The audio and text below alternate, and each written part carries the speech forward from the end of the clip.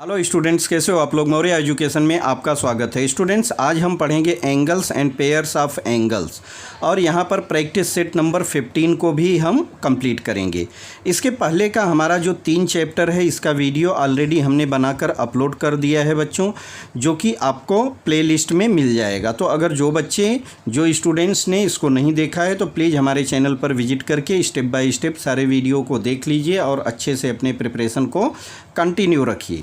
तो बच्चों, इसमें आज हम प्रैक्टिस सेट नंबर 15 यहाँ पर कंप्लीट करेंगे। इसके पहले मैं आपको बता देना चाहता हूँ कि जो प्रैक्टिस सेट नंबर 15 के बाद 16, 17, 18, 19 ये सब का डिस्क्रिप्शन में आपको इसका लिंक मिल जाएगा, जो कि इसके पहले ही हमने इसका वीडियो बना दिया है और ऑलरेडी हमारे चैनल पर अपलोडेड है। तो अगर जो स्टूडेंट्स नहीं देखे हैं तो आप चैनल के माध्यम से या हमारे प्लेलिस्ट से या जो हमको डिस्क्रिप्शन में आपको लिंक मिल जाएगा उसके माध्यम से आप देख सकते हैं और अपने स्टडी को कंटिन्यू रख सकते हैं। तो बच्चों, यहाँ पर हम आज पढ़ेंगे, पहले देखेंगे कि इंटीरियर एंड एक्सटीरियर एंगल क्या होता है। ठीक है, देखिए हमने 6 में भी पढ़ा है, 5th में भी पढ़ा है। एंगल को कैसे ड्रॉ करते हैं उसके बारे में भी अच्छे से जाना और समझा है। तो एक्सटीरियर और इंटीरियर का मतलब क्या होता है। देखिए, बात की जाए अगर इंटीरियर की, तो इंटीरियर लोग बोलते हैं हमने अपने घर का इंटीरियर कराया। इंटीरियर डेकोरेशन मतलब क्या होता है, जो घर के अंदर होता है, जो घर के अंदर जो हमारे फ्लैट, बिल्डिंग्स या रूम के अंदर का जो काम होता है या जो कंस्ट्रक्शन होता है या जो इनसाइड के पार्ट्स होते हैं उसको हम इंटीरियर बोलते हैं। और उसी का अपोजिट जो इनसाइड नहीं है, मतलब आउटसाइड है, तो वो क्या हो गया, एक्सटीरियर हो गया, वो हमारा एक्सटीरियर हो गया। अगर मैं बात करूं यहाँ पर तो देखा जाए, जैसे कि यहाँ पर देखिए एक डायग्राम बना है ABC। क्या बना है, ABC। अब ABC के अंदर की बात की जाए तो ये सब हमारे क्या हैं, इंटीरियर है। ABC के अंदर जो आ रहे हैं इंटीरियर है। यहाँ पर देखिए एक BD करके एक लाइन क्रिएट हो रही है। ये क्या कर रही है, एंगल को 2 पार्ट में डिवाइड कर दे रही है। एंगल को 2 पार्ट में डिवाइड कर रही है। तो यहाँ पर क्या हो रहा है बच्चों, देखिए एंगल हमारा 2 पार्ट में डिवाइड हो गया। अब इसके इंटीरियर 2 पार्ट में डिवाइड हो गए। एक तो हमारा ABD है और दूसरा क्या है, DBC है। ठीक है, लेकिन इसको हम क्या बोलेंगे, इंटीरियर। अब अगर मैं बात करूँ DBC, तो DBC क्या है, हमारा एक एंगल है और उसके बाहर साइड में जो, अगर इसका मैं एक्सटीरियर की बात करूं तो क्या आ जाएगा, यहाँ पर हमारा ABD जो है हमारा एक्सटीरियर पार्ट आ जाएगा। ठीक है, तो एक्सटीरियर मतलब बाहर और इंटीरियर मतलब अंदर होता है। ठीक है, अब बात करें हम एडजेसेंट एंगल किसको बोलते हैं। तो एडजेसेंट की बात आती है बेटा। एडजेसेंट का मतलब होता है कि जो क्या रहता है, एक दूसरे का नेबरिंग हो, एक दूसरे का क्या हो, पड़ोसी हो। ठीक है, जो हमारा एक दूसरे से जुड़ा हुआ रहे, तो उसको हम बोलते हैं एडजेसेंट एंगल।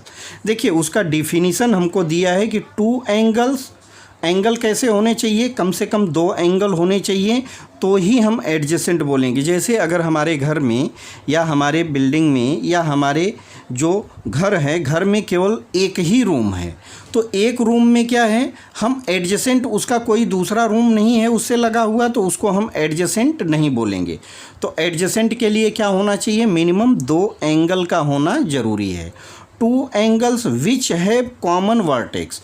उसमें क्या है, जो एंगल की बात कर रहे हैं तो जो एंगल बन रहा है 2 एंगल, उसमें एक वर्टेक्स जो रहेगा वो कॉमन होगा। जैसे मैं बात करूं ABC और यहाँ पर BDC, तो यहाँ पर क्या हो रहा है कि एक हमको जो B है, B पॉइंट दोनों में वर्टेक्स कॉमन मिल रहा है, which have common vertex a common arms.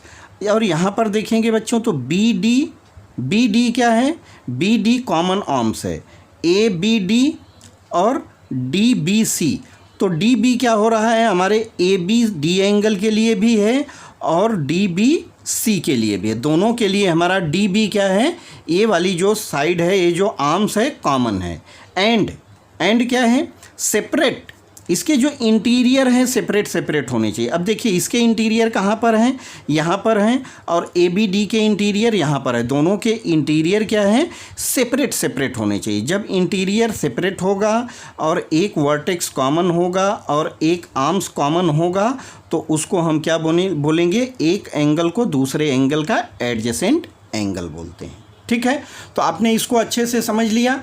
आगे हम देखते हैं, यहाँ पर प्रैक्टिस सेट में हमको कुछ दिया गया है जिसको कि हम ध्यान से देखेंगे और समझेंगे। प्रैक्टिस सेट नंबर 15 में अगर हम चलें बच्चों तो हमको क्वेश्चन नंबर 1 दिया है। क्वेश्चन नंबर 1 में देखेंगे तो यहाँ पर देखिए एक डायग्राम दिया गया है, यहाँ पर एक डायग्राम दिया गया है। ये क्वेश्चन नंबर 1 देखिए मैंने लिखा है और यहाँ पर एक डायग्राम बना है। मतलब एक हमको क्या दिख रहा है, AW या AB हमको क्या दिख रहा है, एक यहाँ पर एंगल दिख रहा है, एक एंगल दिख रहा है। अब इस एंगल में हमको कुछ चीज़ें बताई गई हैं। देखिए एंगल के इंटीरियर में देखें तो हमको जगह जगह पे पॉइंट दिया गया है। ठीक है, पॉइंट दिया गया है और एक क्या दिया गया है, जो हमारा लाइन सेगमेंट है यहाँ पर भी हमको इंटीरियर पॉइंट दिया गया है, एक्सटीरियर, और जो आर्म्स है इसके, इस आर्म्स पर भी पॉइंट दिए गए हैं।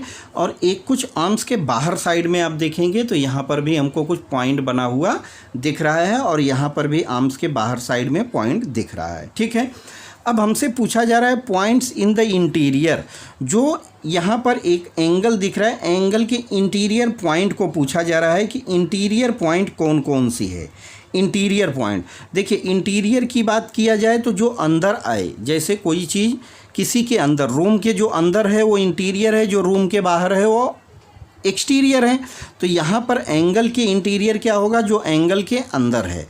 तो यहाँ पर पॉइंट क्या है, यहाँ पर देखेंगे point R and point N and point X and point C, ये सब क्या है, यहाँ पर इंटीरियर है, पॉइंट इन द इंटीरियर है। ये सारी पॉइंट क्या है, इंटीरियर कही जाएगी। पॉइंट्स इन द एक्सटीरियर, अब एक्सटीरियर की बात की जा रही है तो एक्सटीरियर जो कि न तो इंटीरियर होना चाहिए और न तो आर्म्स के लाइन पर होना चाहिए, यानी न तो आर्म्स पर आना चाहिए और न तो इंटीरियर होना चाहिए, एकदम बाहर बाहर होना चाहिए, जिसको हम एक्सटीरियर बोलते हैं। तो यहाँ पर देखेंगे तो पॉइंट T देखिए ये बाहर दिख रहा है, पॉइंट U एंड और क्या दिख रहा है, point Q and point V and point Y, ये सब क्या दिख रहा है, एक्सटीरियर है। ठीक है, points in the arms of the angle, जो हमारे एंगल के आर्म्स हैं उस पर पॉइंट कहाँ कहाँ पर है। देखिए यहाँ पर पॉइंट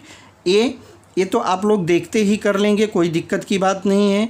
यहाँ पर देखिए W, यहाँ पर W आ जाएगा, और देखिए point G and point B, ये सब क्या है, ऑन द आर्म्स है। तो आपका यही आंसर होगा। ठीक है, नाम कुछ भी हो सकता है, आपको ध्यान देना है कि इंटीरियर की बात आएगी तो इंटीरियर इनसाइड, एक्सटीरियर मतलब आउटसाइड आएगा, आउटसाइड की बात होगी। ठीक है, जो कि आउटसाइड रहेगा। जब आर्म्स की बात होगी तो हमारा एकदम जो लाइन रहेगा, लाइन पर जो पॉइंट आएगी उसको हम ऑन द आर्म्स या इन द आर्म्स बोलेंगे। ठीक है, तो इस तरह से आपका क्वेश्चन नंबर 1 हो गया। क्वेश्चन नंबर 2 की बात करें तो name of the pairs of adjacent angle. यहाँ पर देखिए हमको एडजेसेंट एंगल के बारे में पूछा जा रहा है। तो एडजेसेंट एंगल की डिफिनीसन हमने क्या पढ़ा कि एडजेसेंट एंगल में एक कॉमन वर्टेक्स होना चाहिए, एक कॉमन वर्टेक्स होना चाहिए, कॉमन आर्म्स होनी चाहिए, और क्या होना चाहिए, एंड सेपरेट इंटीरियर होना चाहिए। तो देखिए बच्चों, अगर हम बात करें यहाँ से तो BNA या ANB एक एंगल दिख रहा है, ANB एक हमारा एंगल दिख रहा है, और दूसरा एंगल देखें तो BNC हो रहा है। तो यहाँ पर हमको क्या क्या कॉमन दिख रहा है, देखिए कॉमन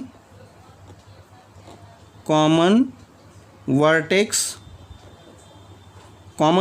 क्या है बच्चों, यहाँ पर देखिए N हमारा कॉमन वर्टेक्स है, फर्स्ट हो गया। सेकंड हमको क्या ढूंढना है इसमें, कॉमन आर्म्स। तो कॉमन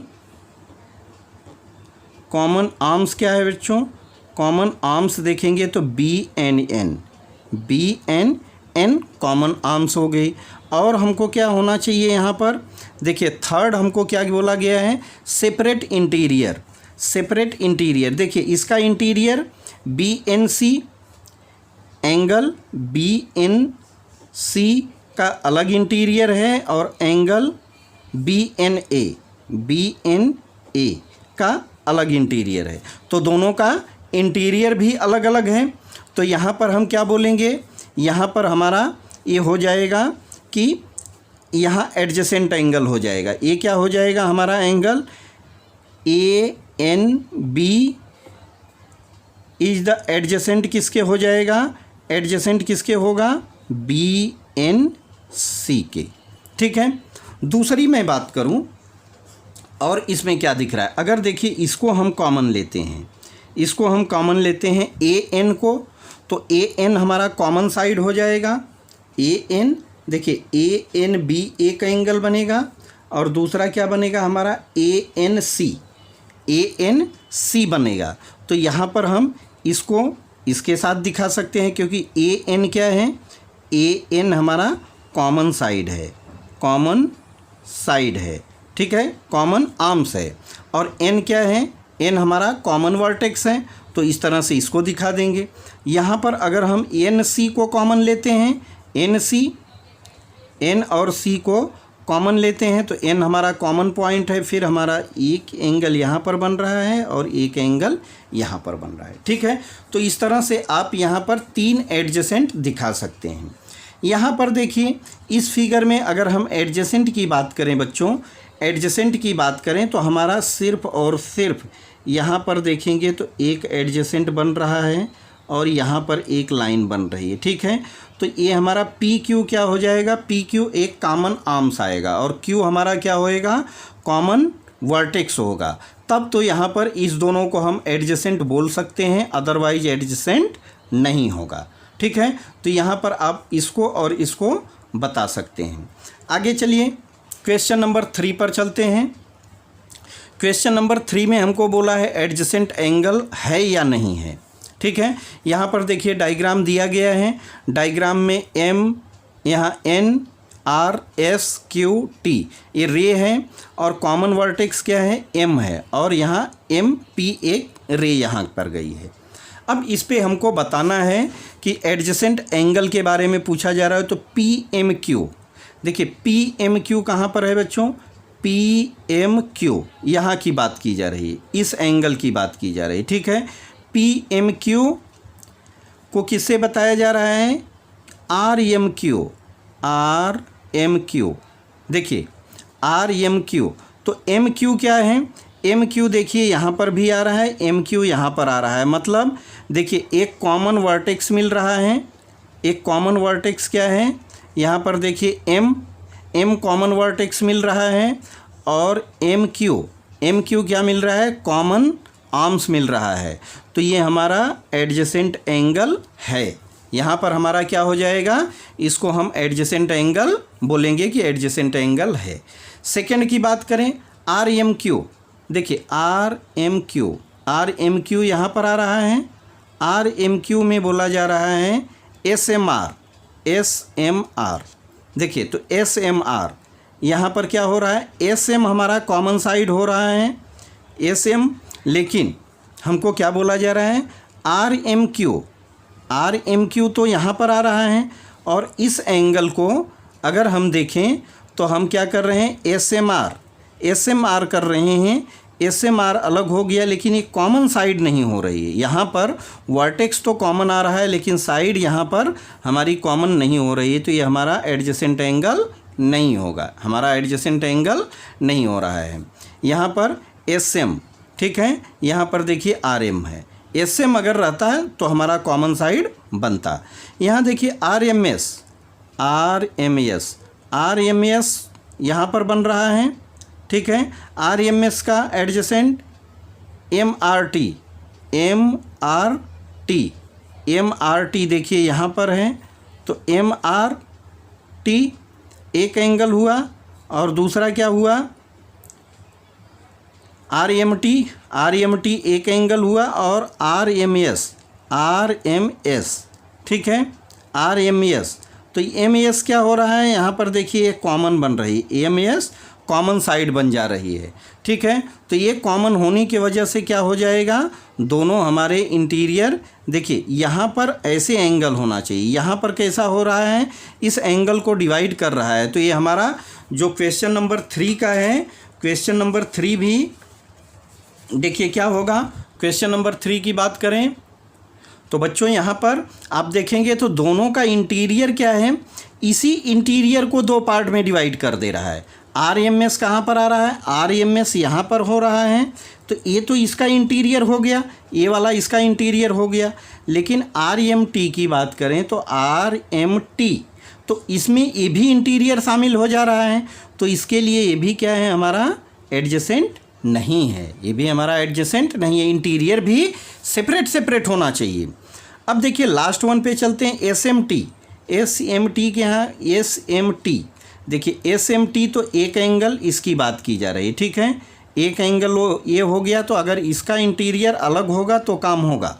आर एम एस, देखिए आर एम एस, अब बात बनती है यहाँ पर क्या हो रहा है, आर एम एस इसका इंटीरियर अलग और इसका इंटीरियर अलग हो जा रहा है, दोनों इंटीरियर अलग हो जा रहे हैं, इंटीरियर सेपरेट हो जा रहा है, वर्टेक्स क्या है, कॉमन हो जा रहा है, और साइड भी हमारी क्या है, एस एम कॉमन हो जा रही है, ठीक है। तो इस तरह से हमारा जो फोर्थ है, फोर्थ भी हमारा क्या है, एडजेसेंट है। तो फर्स्ट एंड फोर्थ हमारा एडजेसेंट एंगल है, लेकिन बाकी जो हमारा सेकंड और थर्ड क्राइटेरिया को पूरा नहीं कर रहे हैं, इसके लिए यहाँ पर ये हमारा एडजेसेंट एंगल नहीं कहा जाएगा। तो बच्चों इस तरह से आपका प्रैक्टिस सेट नंबर जो 15 है, इसको हमने यहाँ पर कंप्लीट कर दिया है, आप देख सकते हैं पूरा अच्छे से। इसके पहले हमने ऑलरेडी 15 जो प्रैक्टिस सेट 15 है, इसका भी वीडियो हमने अपलोड किया था, लेकिन किसी कारणवश उसमें थोड़ा सा प्रॉब्लम लग रहा था, जो कि हमारे सिस्टम से डिलीट हो गया है। तो ऑलरेडी हमने प्रैक्टिस सेट नंबर 15 यहाँ पर कंप्लीट कर दिया, और इसी प्रैक्टिस सेट के जो नीचे डिस्क्रिप्शन है, डिस्क्रिप्शन में आपको 16, 17, 18, 19 सबके लिंक मिल जाएंगे, जो प्रैक्टिस सेट पहले से डाला गया है, और आप लोगों के लिए काफ़ी इम्पॉर्टेंट है, क्योंकि अगर आपने स्टेप बाय स्टेप इसको जान लिया, समझ लिया, तो आपको एंगल्स को पहचानने में कोई दिक्कत नहीं आएगी। क्योंकि एंगल्स में देखिए आपको क्या क्या पढ़ना है, मैं फिर से रिपीट कर देता हूँ। First, what is angle, angle क्या होता है, इसके बारे में हमको जानना और समझना है। पेयर्स ऑफ एंगल, उसके जो हमको पेयर बनेंगे उसको एडजेसेंट रहेगा। फिर आगे हमको पढ़ना है, देखिए एक तो हमको आगे पढ़ना क्या था, इंटीरियर एंड एक्सटीरियर, जो कि ऑलरेडी हमने बता दिया आपको। आगे हमको पढ़ना है एडजेसेंट, जो कि हमने यहाँ पर बता दिया और समझा दिया, और प्रैक्टिस सेट नंबर 15 में टोटल यही दिया हुआ है। आगे हम पढ़ेंगे इसमें बच्चों कम्प्लीमेंट्री एंगल, जो कि प्रैक्टिस सेट नंबर 16 में दिया हुआ है, इसको ऑलरेडी हमने बनाया है। कम्प्लीमेंट्री एंगल क्या होता है, कम्प्लीमेंट्री एंगल के डिफिनीसन क्या होते हैं। कम्प्लीमेंट्री एंगल का मीनिंग होता है कि दो एंगल को मिला के 90 डिग्री पूरा होना चाहिए। एक राइट एंगल अगर दो एंगल को मिला के बनते हैं तो उसको हम कम्प्लीमेंट्री एंगल बोलते हैं। The sum of the measure of two angles is 90 degree होना चाहिए। फिर आगे हम पढ़ेंगे supplementary angle. Supplementary angle practice set number 17 में हमको मिलेगा। सप्लीमेंट्री एंगल का मीनिंग होता है कि एक लीनियर पेयर बनता है, मतलब टोटल एंगल का मेजरमेंट कितना होना चाहिए बच्चों, 180 डिग्री। दो एंगल को जोड़ के अगर 180 डिग्री होता है तो इसको हम सप्लीमेंट्री एंगल बोलते हैं, ठीक है। तो सप्लीमेंट्री एंगल पढ़ेंगे, फिर अपोजिट एंगल पढ़ेंगे, स्ट्रेट लाइन पढ़ेंगे। ये सारी चीज़ें हमने पूरा बताया हुआ है और समझाया हुआ है। आगे हमको वर्टिकली अपोजिट एंगल पढ़ना है, जो कि प्रैक्टिस सेट नंबर 20 और प्रैक्टिस सेट नंबर 21 को हम कंप्लीट करेंगे। आगे यहाँ 21 को कंप्लीट होते ही आपका जो angles and pairs of angle है वो कंप्लीट हो जाएगा पूरी तरह से, और ये चैप्टर कंप्लीट हो जाएगा। तो इस चैप्टर में हमको practice set number 15, 16 and 17, 18, 19, 20 and 21 ठीक है। टोटल 7 प्रैक्टिस सेट हमको कंप्लीट करना है, जो कि ऑलरेडी इसका वीडियो डल गया है बच्चों। आप इसको अच्छे से समझिए और अपने स्टडी को एक नया रूप दीजिए, नया आयाम दीजिए। आपको मैथ लगे कि मैथ तो कुछ है ही नहीं, इसके लिए आपको ही करना है। सिर्फ ये मेहनत किसको करनी है? आपको करना है। इसके बदौलत आप एक नया आयाम, एक नए ऊंचाई पर आप पहुंच सकते हैं। तो अपने स्टडी को आप कंटिन्यू रखिए। हमारे चैनल को ज़्यादा से ज़्यादा लोगों में शेयर और सब्सक्राइब करने के लिए आपकी जिम्मेदारी है बच्चों। आप लोग जितना सपोर्ट करेंगे उतना ही हमारे लिए भी अच्छा रहेगा, क्योंकि हमको मोटिवेशन मिलता है। आप हमारे चैनल को लाइक और शेयर करते हैं और सब्सक्राइब करते हैं, अपने दोस्तों में इस बात को शेयर करते हैं कि हाँ, मौर्या एजुकेशन पर हमको वीडियो मिल रहे हैं अच्छे, तो हमको मोटिवेशन मिलता है। इसके लिए हमारा बार बार रिक्वेस्ट रहता है कि अपने दोस्तों में भी हमारे चैनल को सब्सक्राइब करने के लिए बोलिए। अब मिलते हैं नेक्स्ट वीडियो में, तब तक के लिए थैंक यू, बाय।